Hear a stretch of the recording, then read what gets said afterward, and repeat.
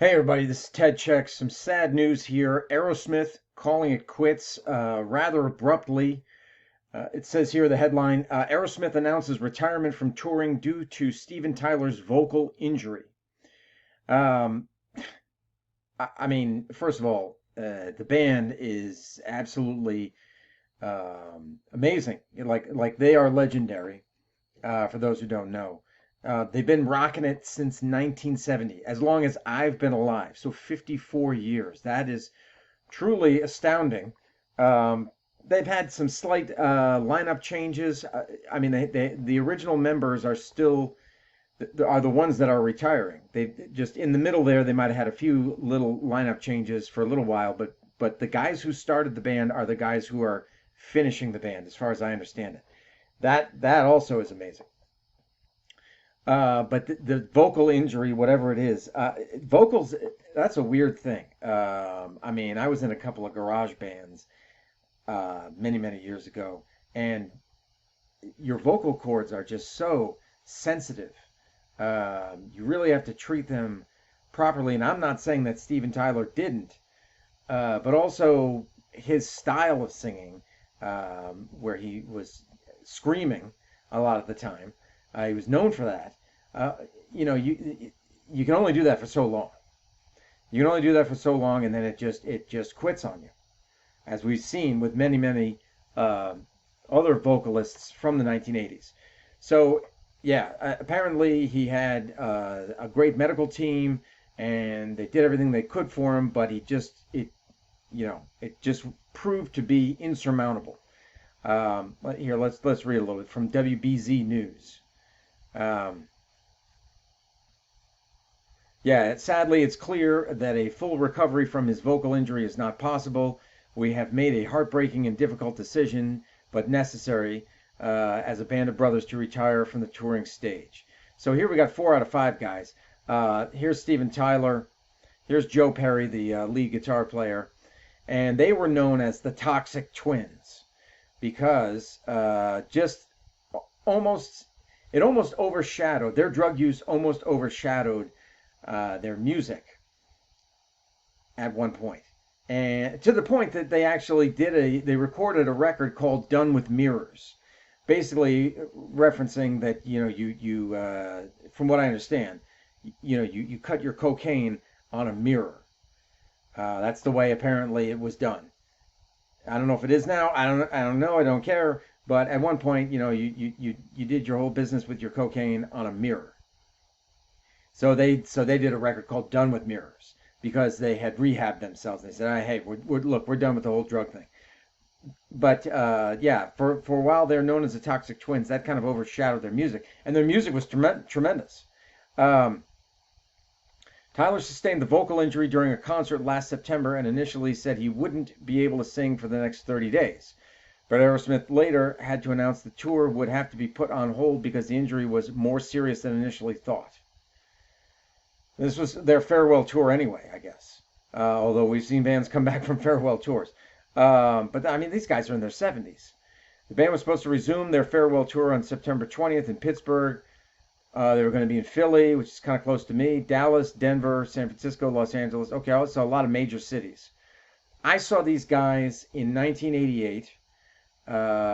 It was on Halloween, 1987, 1988. I can't remember which one. But it was Halloween. I know that it was at the Providence Civic Center, which is in Rhode Island, which is now known as the Dunk, because it's the Dunkin' Donuts Center. But it was for the Permanent Vacation tour. So that's the record that has "Dude Looks Like a Lady" and some other big hits. And that actually was like their second, for lack of a better term, era. The first one was all the big hits in the 70s. Here, let's take a look at. So they had just an amazing string of hits in the 70s. Trying to pull that in. Okay. Anyway, yeah, because they were formed in 1970. So you had "Get Your Wings," "Toys in the Attic," these records, like "Mama Kin," "Walking the Dog," "Dream On," "Dream On," a absolutely mega monster hit for them. Same Old Song and Dance, Train Kept a Rollin', Lord of the Thighs. I love that one, Lord of the Thighs. Not Lord of the Flies. Um, let's see, what else did they have in here? And yeah, they were like, uh, Mick Jagger and Keith Richards. They were the American version. Steven Tyler and Joe Perry were like the American version of Mick Jagger and Keith Richards. Um, Sweet Emotion, right? Walk This Way. Oh my God, all these hits. Rocks, the album Rocks, right there. You can see the photo. This is considered one of the best records of all time. Rolling Stones, it's in the Rolling Stones 500 greatest albums. I mean, not that Rolling Stone is any authority. I really don't trust them on much, but no, everybody thinks Rocks is an absolutely great album with Last Child, Back in the Saddle. I love Back in the Saddle, Home Tonight, and their influence. Guns N' Roses basically modeled themselves after Aerosmith. Um, and even Eddie Van Halen, I saw somewhere in here, Eddie Van Halen saying, "Yeah, when we first started off in the early '70s, we used to cover Aerosmith songs when they were doing the L.A. club circuit before Van Halen got signed to Warner Brothers, and then their first record came out in what 70, 78, 77, 78. Um, yeah, so they were influenced by bands like the Beatles and Led Zeppelin, the Yardbirds, and the New York Dolls. Aerosmith was, and then they turned around and they influenced another generation.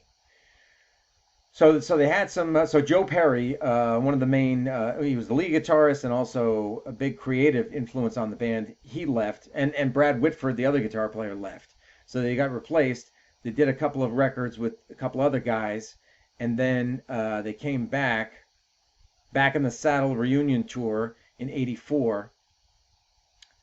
Then they put out a live record, Classics Live 1 and 2, and the album Collection Gems. And then they did, okay, '85, they did Done with Mirrors, the record that I was talking about. Yeah, and that had Let the Music Do the Talking, which is very interesting. If you see that video, it's got three kids that get into an Aerosmith show, and I believe it was filmed at the Orpheum in Boston.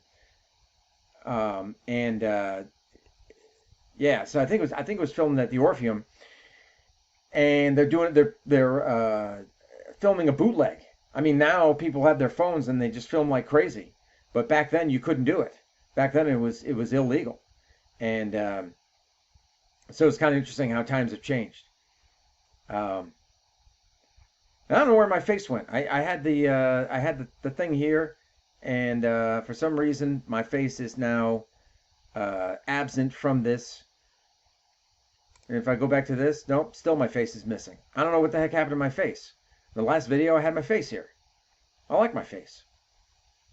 Anyway, so anyway, yeah, no, it's so then they had another era after Done with Mirrors, that they had Permanent Vacation, which was huge, and Pump.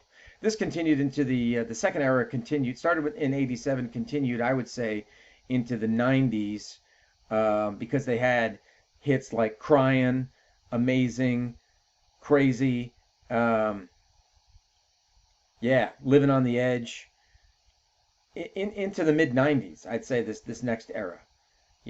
After that, things might have slowed down a little bit, but for a band to have two major eras where they're just cranking out hit after hit after hit, and hopefully making a boatload of money, that's amazing. That's amazing that a band has such longevity. And wow, it's sad that it has come to this. It's unfortunate.